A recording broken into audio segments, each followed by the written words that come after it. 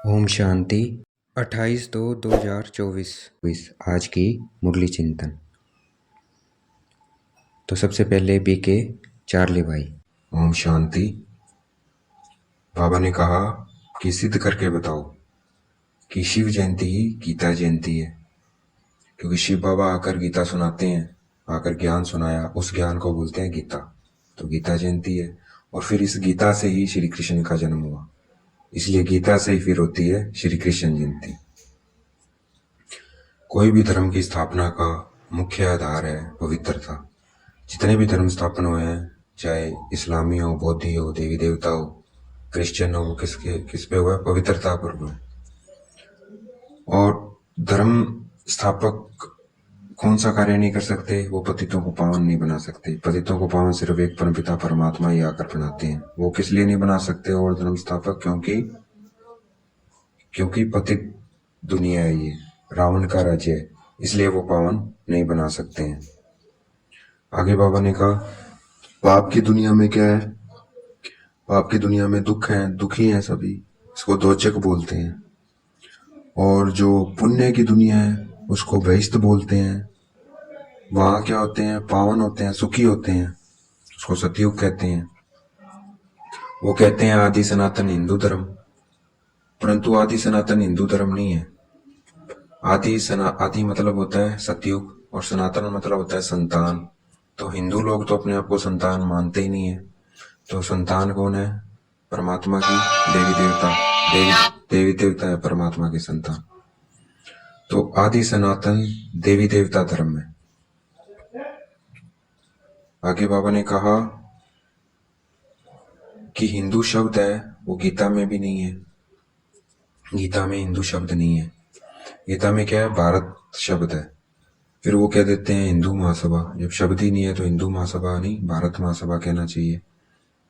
आगे बाबा ने कहा इस गीता जयंती से ही देवी देवता धर्म की स्थापना होती है। फिर गीता जयंती के साथ ये महाभारत लड़ाई भी दिखाई है। वो क्यों दिखाई है? क्योंकि इस गीता से क्या होता है? देवी देवता धर्म की स्थापना होती है। जो गीता सुनने वाले हैं वो कौन है? पांडव हैं, जो परमात्मा अभी सुना रहे हैं सच्चे गीता। लेकिन वो लड़ाई में भाग नहीं लेते हैं। लेकिन वो जो लड़ाई में भाग नहीं लेते हैं वो बचाते हैं, उनको राजाई मिलती है, जो परमात्मा की श्रीमत पे चलते हैं। बाकी सब क्या करते हैं? लड़ते हैं, आपस में लड़ झगड़ के खत्म हो जाते हैं। तो इसलिए गीता जयंती के साथ महाभारत का भी कनेक्शन है। उसमें युद्ध की बात दिखाई है। युद्ध के मैदान में 3 सेनाएं दिखाई हैं, यादव, कौरव और पांडव। और यादवों ने मुसल निकाले और वो आपस में ही लड़ मरते हैं, एक दूसरे को मार देंगे। और कौरव है भारत वालों की, है भारत वाले भी क्या होंगे? जो विपरीत बुद्धि हैं, जो परमात्मा को नहीं मानते हैं, वो भी आपस में लड़के खत्म हो जाएंगे। वहां बॉम्ब से मरेंगे और यहाँ गृह युद्ध से मर जाएंगे।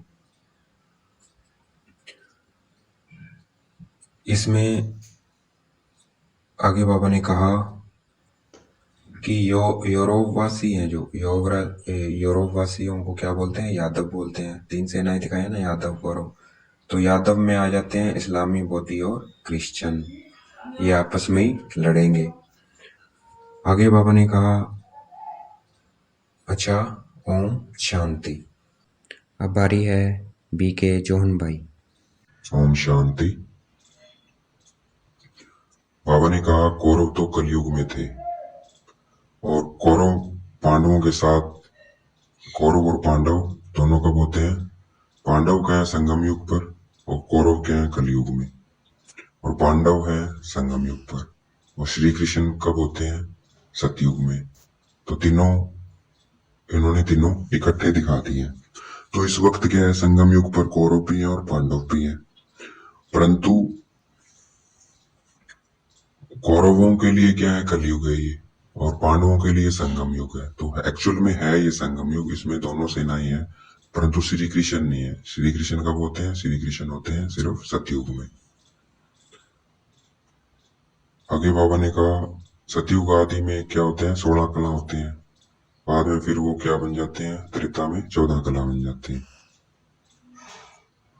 अब एक आगे बाबा कहते हैं निराकार शिव, कोई क्या कहेंगे? परमपिता परमात्मा कहेंगे, ब्रह्मा विष्णु शंकर को क्या कहेंगे? देवता कहेंगे।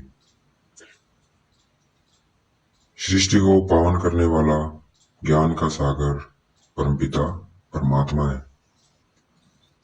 श्री कृष्ण जयंती होती है सतयुग में और शिव जयंती होती है संगम पर, तो और गीता जयंती भी होती है संगम पर, और श्री कृष्ण जयंती होती है सतयुग में। आगे बाबा ने कहा पांडवपति दिखाते हैं श्री कृष्ण को। एक्चुअल में पांडवपति कौन है? शिव बाबा है। विजय किनकी होती है? पांडवों को ही, जिनको परमपिता परमात्मा ने सहज राजयोग सिखाया, उनकी विजय होती है। वही के जन्म सूर्यवंशी चंद्रवंशी बनते हैं। आगे बाबा ने कहा शास्त्र आदि मनुष्य मत पर है, मनुष्य ने बनाए हैं शास्त्र आदि।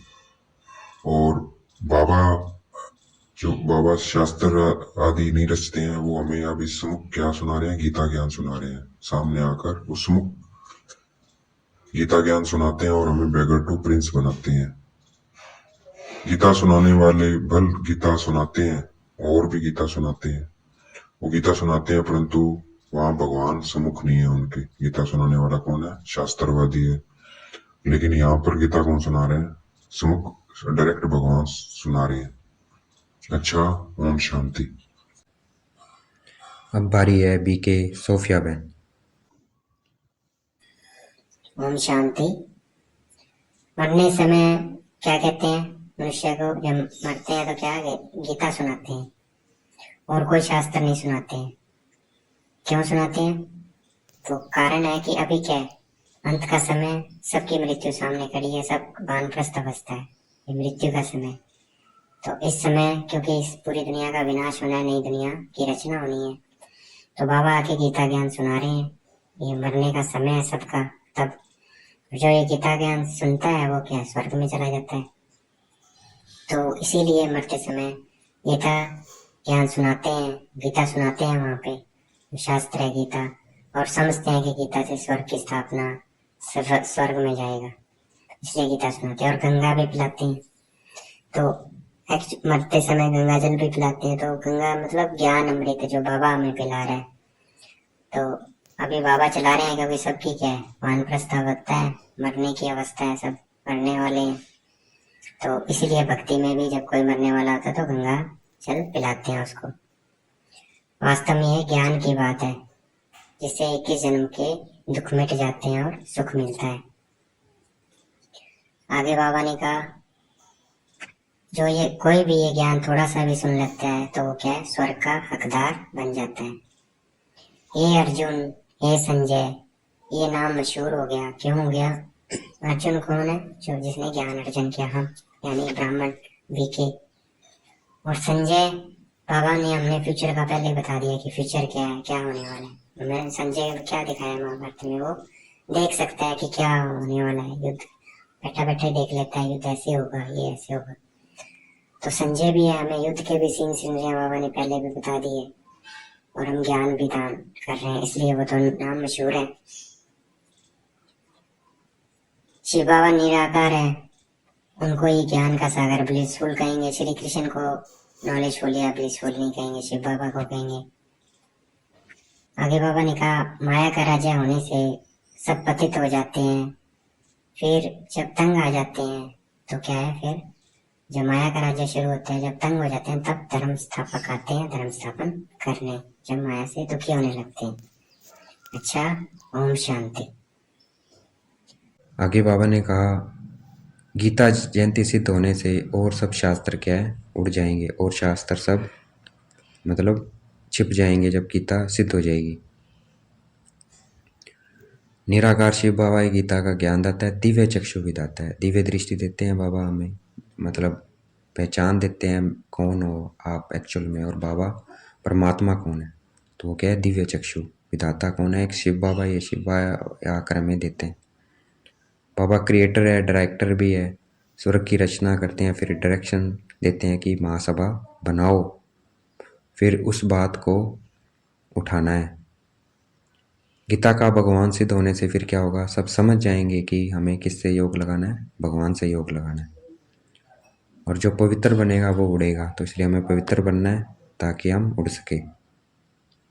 आज का वरदान है दिनचर्या के हर कर्म में यथार्थ और युक्ति युक्त चलने वाले पूजा पवित्र आत्मा भव।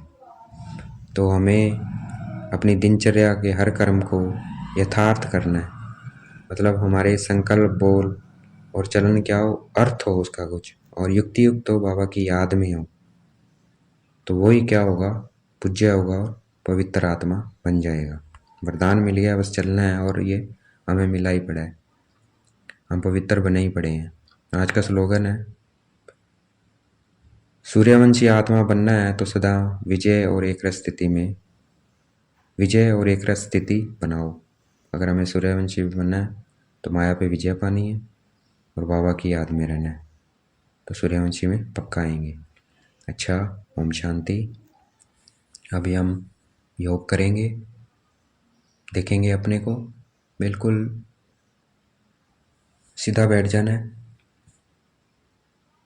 हाथ पैर बिल्कुल वहाँ से अपना ध्यान हटाते जाओ, और ध्यान कहाँ केंद्रित करना है, भ्रुकुटी के मध्य में सारा ध्यान वहाँ केंद्रित कर देना है। पैरों को भूल जाओ बिल्कुल ढीला, हाथों को बिल्कुल ढीला छोड़ देना है, कोई भी हलचल ना, और ध्यान बिल्कुल भ्रुकुटी के मध्य में। आई एम पॉइंट ऑफ लाइट। आज बाबा ने कहा, आपका हर कार्य यथार्थ और युक्ति युक्त हो। तो अपने को ये पक्का करना है, I am point of light. बाबा को देखना है पॉइंट ऑफ लाइट, कि मेरा जो भी कार्य होगा वो अर्थ सहित होगा, वेस्ट नहीं होगा, नेगेटिव नहीं होगा, और योग युक्त होगा, और बाबा की याद में होगा। ऐसे आज हमने सब कार्य करने हैं।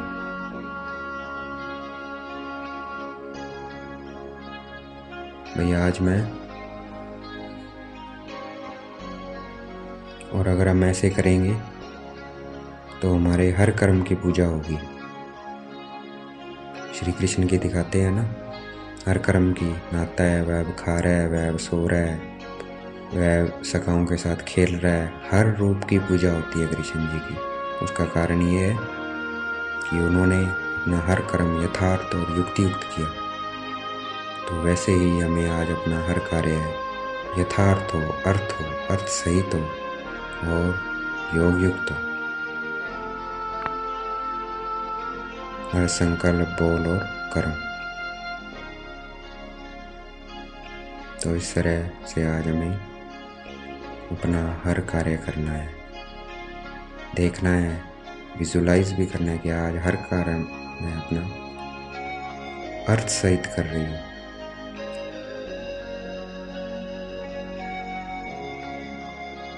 खाना खिला रही हूँ, खाना बना रहा हूँ या बना रही हूँ, किसके लिए? बाबा के रथ के लिए। ये रथ किसका है? बाबा का रथ है। तो अर्थ सहित हो, और कार्य बाबा की याद में हो। खाना बना रहा हूँ, खाना खा रहा हूँ, सो रहा हूँ, बाबा के रथ को सुला रहा हूँ, बाबा अपने रथ को सुला रहा है। मैं ऑफिस जा रहा हूँ, कौन जा रहा है? बाबा जा रहे हैं, बाबा के ऑफिस में जा रहा हूँ, बाबा है वहाँ मालिक, बाबा के ऑफिस में जा रहा हूँ मैं, बाबा के घर जा रहा हूँ मैं। बाबा हो हर कर्म में, बाबा के लिए कर रहा हूँ मैं, हर कर्म अर्थ सहित हो।